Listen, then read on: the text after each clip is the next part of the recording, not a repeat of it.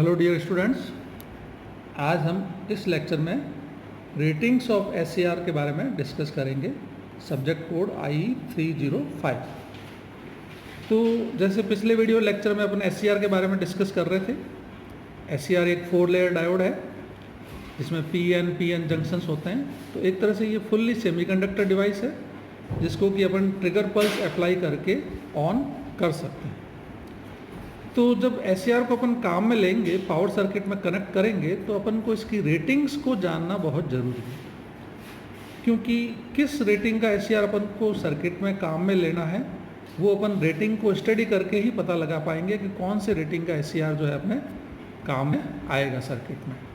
तो देखिए रेटिंग्स कितने तरह की होती है एससीआर की। तो फर्स्ट देखें वोल्टेज रेटिंग्स।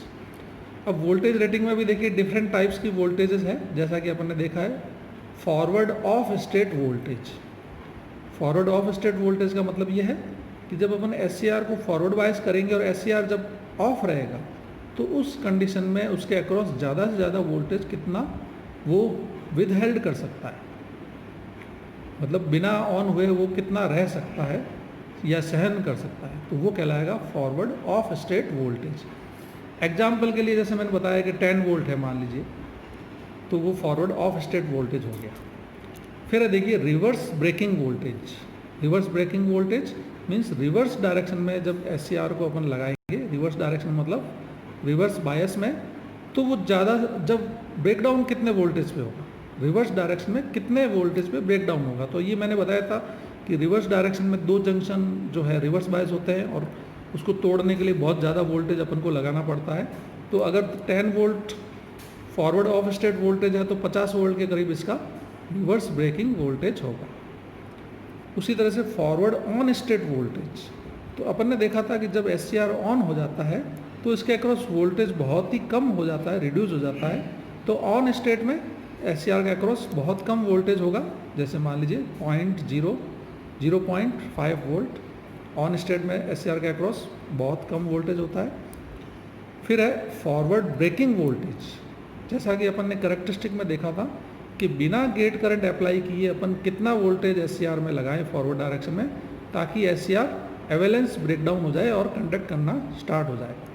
तो अपन देखिए इस एससीआर के लिए मान सकते हैं 25 वोल्ट। ये जनरली ये रेटिंग्स हर एससीआर पे लिखी हुई होती है, तो ये तो मैंने माना है, जबकि एक्चुअल रेटिंग आपको एससीआर जो मैन्युफैक्चर है वो बनाता है जब उस पर रेटिंग्स को लिखता है, तो उसको पढ़ के अपन पता लगा सकते हैं कि एससीआर की रेटिंग्स क्या क्या है।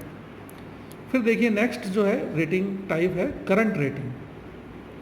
तो करंट रेटिंग क्या है कि ज़्यादा जब ऑन स्टेट में, ऑफ स्टेट में तो बिल्कुल लीकेज करंट फ्लो होता है, ऑन स्टेट में एससीआर के थ्रू ज़्यादा से ज़्यादा करंट फ्लो होगा, तो वो ज़्यादा से ज़्यादा करंट कितनी वो सहन कर सकता है ना, क्योंकि बहुत ज़्यादा करंट पे एससीआर खुद जो है जल जाएगा या डैमेज हो जाएगा।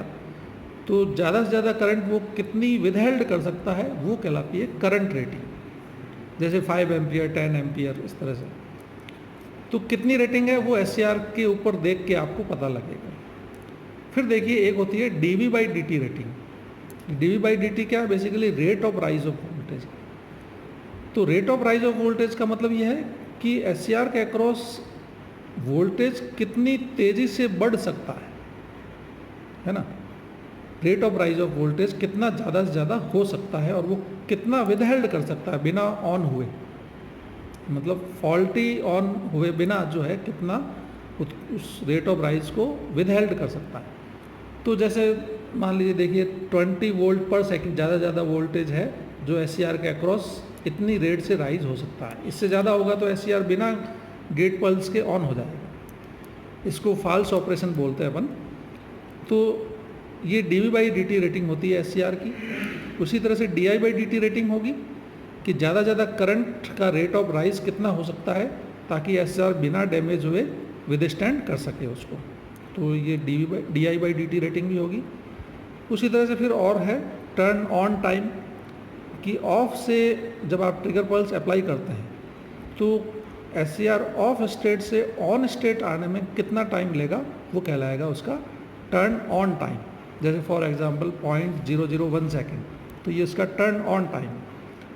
उसी तरह से टर्न ऑफ टाइम भी होगा कि एस ऑन कंडीशन में है और आपने उस पर रिवर्स बायस लगा दिया तो ऑफ होगा, तो कितने टाइम में ऑफ होगा वो उसका टर्न ऑफ टाइम कहलाता है। तो उसी तरह से 0.001 सेकेंड फॉर एग्जांपल मैंने बताया कि इसका टर्न ऑफ टाइम है। एक्चुअल जो रेटिंग है वो आप एस पे देख के बता सकते हैं। उसके बाद में उसकी पावर रेटिंग है। पावर रेटिंग भी दो तरह की होगी, विद हीट सिंक होगी और विदाउट हीट सिंक होगी। जैसे विदाउट हीट सिंक कि एस में ज़्यादा से ज़्यादा पावर डेसिपेशन कंटिन्यूसली कितना हो सकता है, जैसे फॉर एग्जांपल 10 वाट जब एस काम करेगा तो ज़्यादा से ज़्यादा कंटिन्यूसली एस के अक्रॉस पावर डेसिपेट मतलब जो कि हीट में कन्वर्ट होगा पावर, वो कितना हो सकता है बिना डैमेज हुए, तो वो जैसे 10 वाट है। और विद हीट सिंक लगाने के पे इसकी पावर रेटिंग बढ़ जाएगी, जैसे मान लीजिए 20 वाट हो गई, तो ये कहलाती है पावर रेटिंग। फिर है reverse recovery time. Reverse recovery time क्या है, जब आपने रिवर्स बायस लगाया एस के अक्रॉस तो एस ऑफ होने लगता है, तो ऑफ होने में वो कितना टाइम लेगा, है ना, ऑफ होने में टाइम लेगा कि कंप्लीटली ऑन स्टेट से ऑफ स्टेट में आने में वो टाइम कितना लेगा, वो कहलाएगा रिवर्स रिकवरी टाइम। जैसे फॉर एग्जांपल 0.002 सेकेंड ये रिवर्स रिकवरी टाइम है। एक्चुअल टाइम जो है, एक्चुअल डेटा जो है इसकी रेटिंग्स के डेटा अपन एस की डेटा शीट को देख के अपन पता कर सकते हैं। ये तो मैंने एग्जाम्पल के तौर पे लिए हैं। तो इस तरह से ये इनकी एस की रेटिंग्स होती है, जो अपन को रेटिंग्स को देख के ये बता सकते हैं कि एस किन किन कंडीशंस में ऑपरेट किया जा सकता है, क्या इनकी रेटिंग्स है और सूटेबली अपन किस एस को लें ताकि अपने सर्किट में काम आ सके। तो इस लेक्चर को अपन यहीं कंक्लूड करते हैं। Thank you.